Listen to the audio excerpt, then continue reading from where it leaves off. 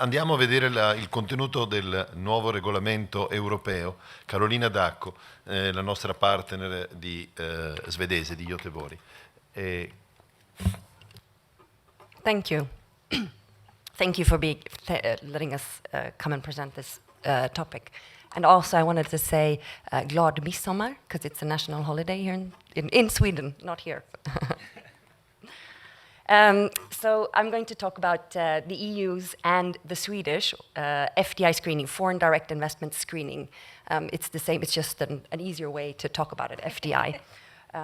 And just to say, before going into the details, why should Italian companies care about a new EU framework? Well, you already have screening mechanisms here in Italy.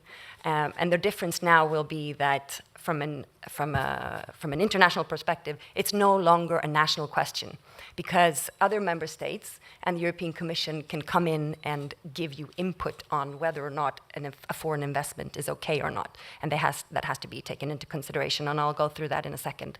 But that also works the other way around, that Italy or Italian companies can say, well, it's not so suitable that these suppliers get bought by Russians or Chinese or whatever, and that Italy can go and give comments to other member states. So it's an interesting development, and I think there was a clear push from the US that EU, you have to do something about this. We can't have this system as it is right now. And another point, to give you the background, this is a regulation that's been adopted with a record speed. I lived and worked 10 years in Brussels, and we've talked about both the dual-use regulation and the Union Customs Code, and the revamping of those have taken like 10, 15 years. And this regulation took 18 months from a proposal from the European Commission until adoption, which is like lightning speed compared to other EU law. And actually, Italy was one of the countries that was a driver behind it, together with France and Germany and the European Parliament. So the regulation will start to apply as of 11th of October in 2020. And just to give you the backdrop, and I thank you, Kai, because this gives me a perfect, this doesn't come to us as a surprise what the driver behind this regulation really is. And I was sitting in a room with Swedish authorities and agencies and talking about this, and nobody really wanted to talk about the elephant in the room. And somebody asked, well, is this targeted against certain countries? And the representatives were like, no. And I just had to say, well, everybody knows this is targeted against China. Nobody will say it officially, but that's the case. That's why it was so quick, and that's why we also see the bigger puzzle, basically.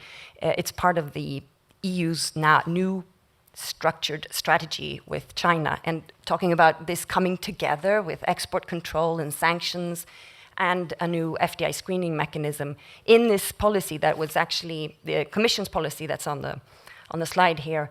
It came out basically the same day that the regulation was published in the OJ, and it actually mentions 10 action points from that the EU will undertake, where under this specific chapter we see FDI screening, we see the revamping of the dual-use regulation, and the cyber sanctions that we mentioned in the earlier panels. So all this comes together, and as well the 5G recommendations on seeing who gets to supply 5G equipment. So all those 5 policy instruments come together and now form part of like a legislative package, and all sort of centered around the Chinese. Of course, the regulation itself doesn't mention China specifically. There's no blacklist or whitelist or so on. So just to give you a little bit about the details, it's targeted against direct investment. I think you say non-passive, passive investments in the US. Yeah, and here we're talking about direct investment, meaning moving them around, like you said, not portfolio investments. So if there's a direct investment that can have an effect on the security or public order in a member state, then this regulation can start to apply. Now, it is only a framework. It doesn't require member states. It doesn't mean that the European Commission will go in and look at investments. It means that the member states have the authority still. They maintain all competence in this area. But it is a framework for information sharing, going back to my point before that other member states can comment on investments here in Italy. So there's a duty to share information on an investment and on the investor. And because we have a very sort of decentralized system in the EU, the system is separated. So we have one group of countries that have a screening mechanism, including Italy, and then we have a group of countries that don't have a mechanism, Sweden. I'll come back to that. So there's different trigger points for those two groups. But basically, to keep it short, if you belong to the group of countries that have a screening mechanism in place, that means as soon as you start screening an investment, meaning somebody announces that there will be a foreign investment in a sensitive sector, there's an obligation for that member state to communicate that to the other member states. And then there's a deadline of 15 days for other member states and the European Commission to say, okay, we want to look at this as well and provide you with comments. And then you have to provide the comments within 35 days. That's pretty predictable for business, I'd say, which is good. But as in Sweden, we have no mechanism in place. And so when does the trigger start? We don't have it. It's a big question mark. So instead, it's when other member states find out that there's an investment in a country like that, they can then trigger the procedure themselves. So when they find out that there's an investment that could damage the interest of Italy, say there's an investment in Sweden that could damage the interest of the security in Italy, Italy can go to Sweden and say, I want now to comment on this. And then they have 15 months. That's a long time when you're talking about predictability for business, from after the investment was made, which also incentivizes countries to actually start implementing or adopting and making your own investment screening mechanisms. Now, remember, this is not legally binding, so you only have to take the comments into consideration. And that's weird, because in Sweden, if we don't have a mechanism in place, and Italy comes and says, oh, we don't like the fact that your sub-supplier to this defense company is now being bought by Chinese, what are we supposed to do about it? The government has no legal means of divesting, but it has to then, according to the rules, take it into consideration in the broader policy making. So Sweden is, I'll come to that, Sweden's waking up, I can tell you. This is interesting, very good that we came after each other, because this is what the EU framework qualifies as security and public order. This is the areas where, these are the short versions of the definitions, but what's super interesting to see here, I think, is that we have the definitions critical infrastructure, critical technology, and critical input, which is very closely related to the new US rules. And I would want to just point to one specific part here is the dual use regulation. It's specifically mentioned here. So if you're a company dealing with dual use, there's a default presumption that you could end up in a screening situation. There's lots to say about the rest of these, for sure. Personal data is one of those, and all of it, basically.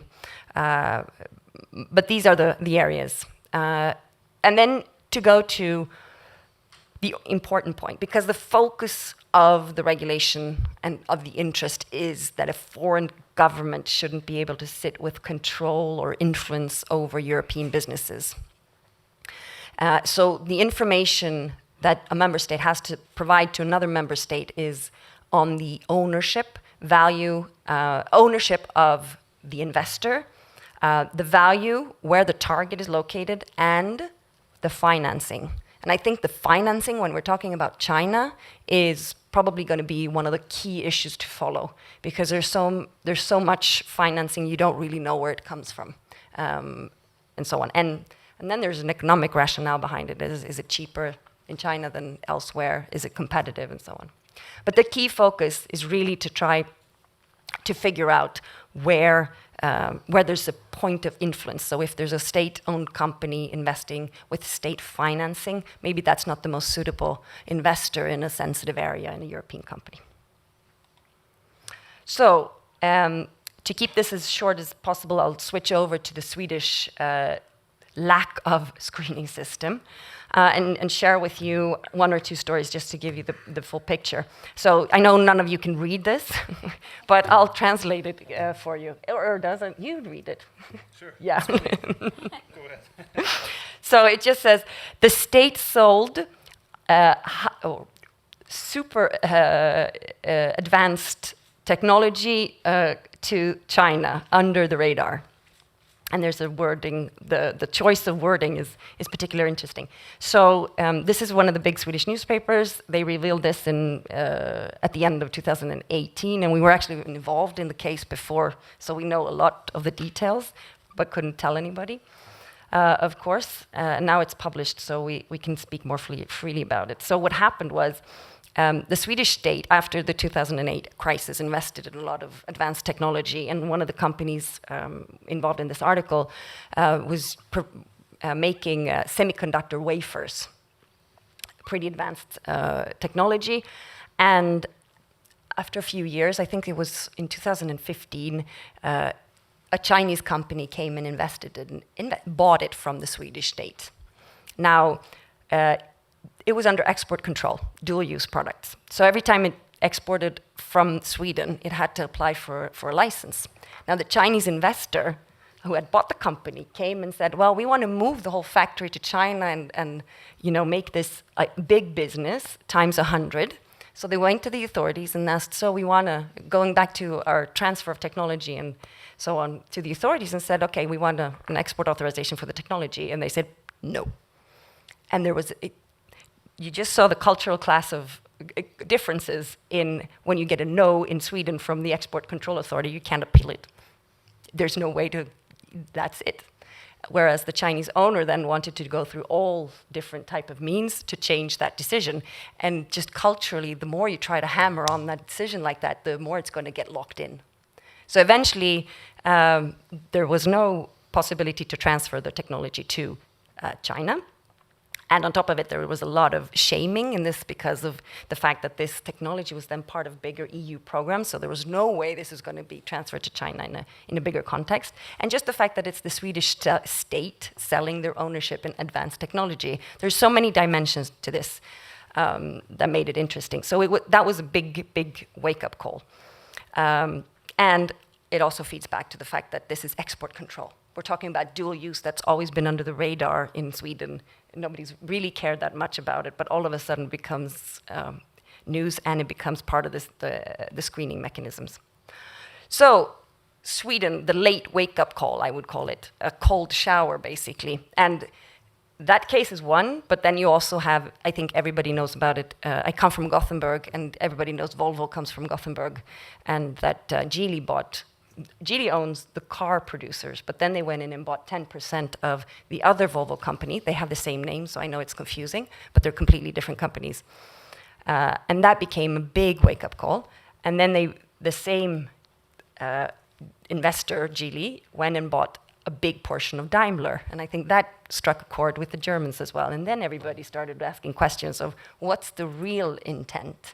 And so from going in Sweden, the discussion 2 years ago was basically, this is just protectionism, the proposal from the Commission on the screening. Pure protectionism, till now, where there's newspaper articles saying, we're so naive, they're laughing at us in China because we're so naive, we're just opening a cookie store and you can just go and buy whatever you want, come here. And on top of it, our currency has taken a dive. So I think we're facing some really severe situation. Anyway, the late wake-up call. We have really no screening rules in place. There's notification requirements if you're producing military goods, which means indirectly that if you don't notify, they can withdraw your export control licenses, and then your business goes away. So that's a bad one. But that's just military goods. And for notification of a very small sector called protective security, which is very narrowly defined. And still, even if you don't notify, there's really nothing in the legislation to date that actually, there's no fines and there's no divestment requirements at all. Now, with the wake-up call, there's at least 4 different proposals going on. We have the new Protective Security Act, where we're actually putting control mechanisms in place. Just last week or the week before, we had a new proposal for harbors and airports. And then we have also, of course, we have to implement the rules from the regulation to at least be able to oblige investors or companies to provide Sweden with the information if some other member states asks us for it. So there's some rules that we have to adopt. And then there's, in the corridors, I've heard, and people have been talking to the European Commission, and the European Commission is saying Sweden is going to make their own screening rules. But we haven't heard it officially yet from anybody. But I would be very surprised if we're talking about this in 2 years and Sweden doesn't have anything in place. That was what I wanted to share with you. So that was it.